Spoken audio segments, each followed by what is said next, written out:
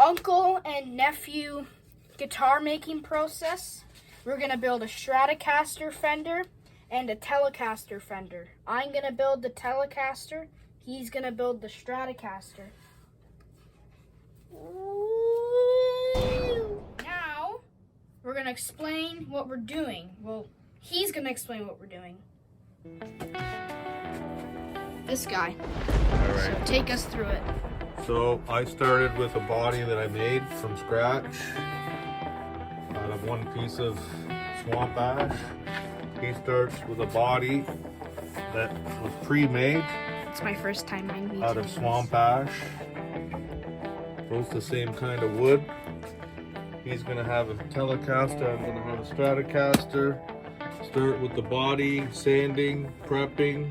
I've already done all my route work. This is already pre-done. So all he has to do is sand it. And we're gonna do a little bit of neck work too after that.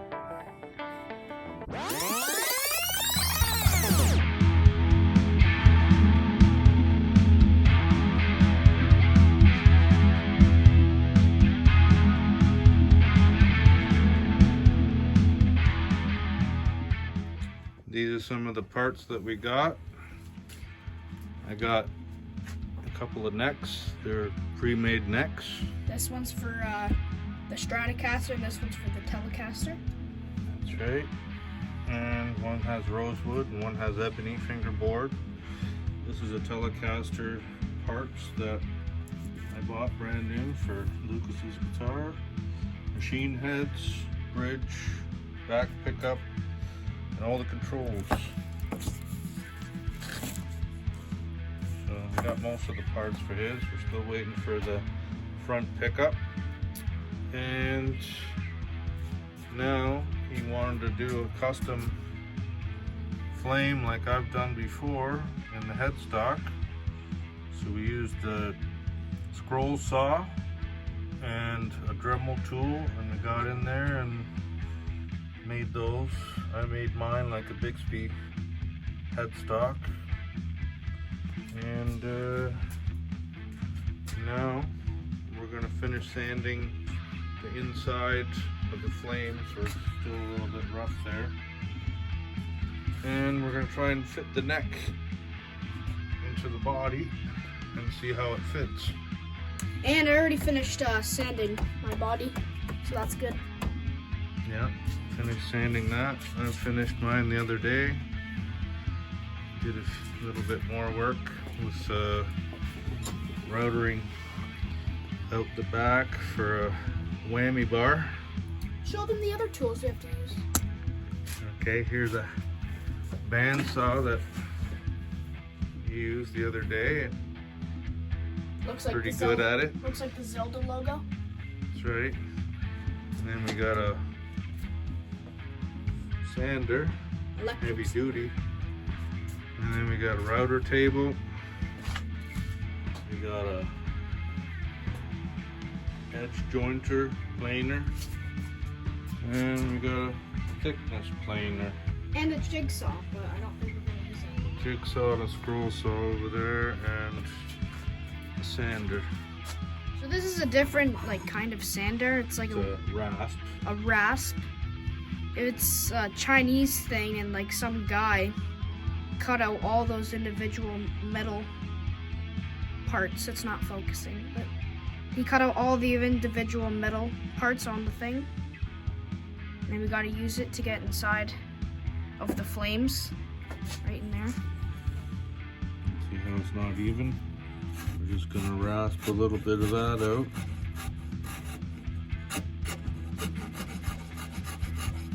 And it's very good for hardwood because it cuts right through evenly. A lot of hardwood. The grain is different in some spots where it's harder and softer, whereas this doesn't care. It takes everything equally. And you smooth this out a bit with the rasp. Then you'll go in there with sandpaper after. And see how that lump just disappeared? Smoothed it right out with little effort. Do the same thing all over there. Now he's gonna take over, learn how to reuse this rasp, And that's the first part of shaping the flames. And then we'll do some fine sanding after that.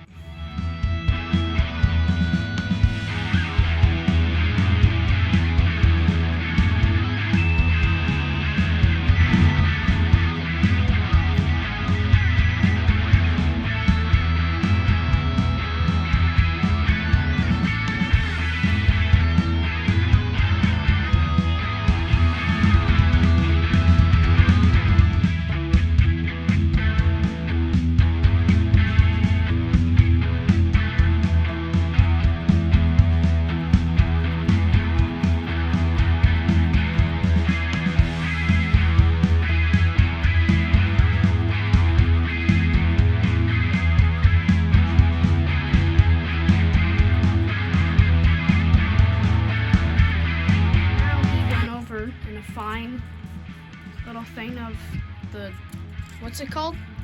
Rasp. The rasp. Now I'm gonna do the sanding in between there. Right He here, shows me that's how to do it. Gotta go in between here.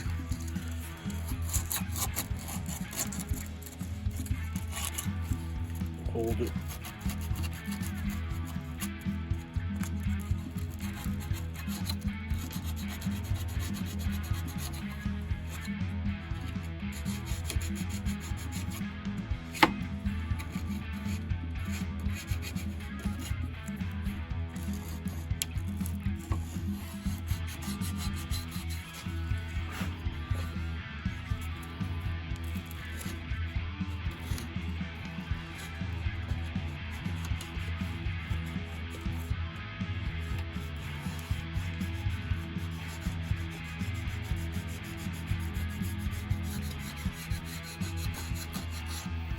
So now we're going to take some here, glue it around a piece of something round to get in there. Small enough.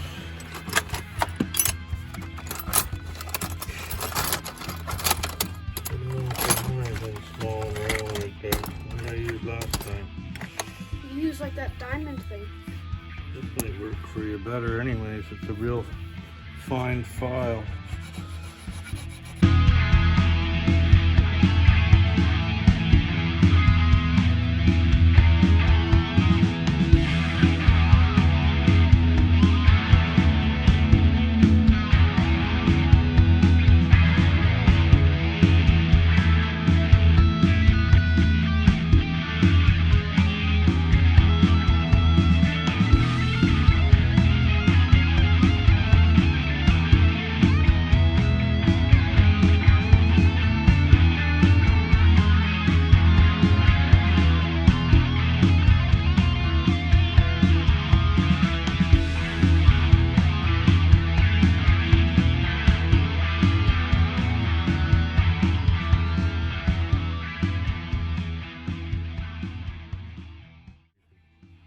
See what you're doing and lay it flat across there so that it's even, you know what I mean? Keep it flat.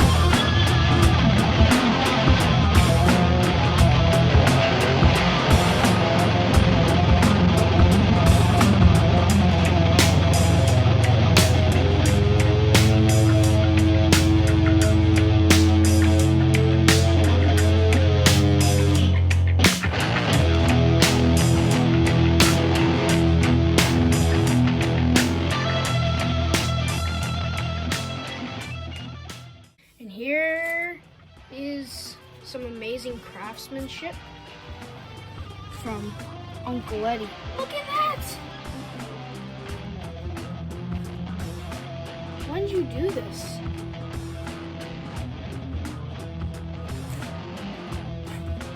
There's a cool thing on the back.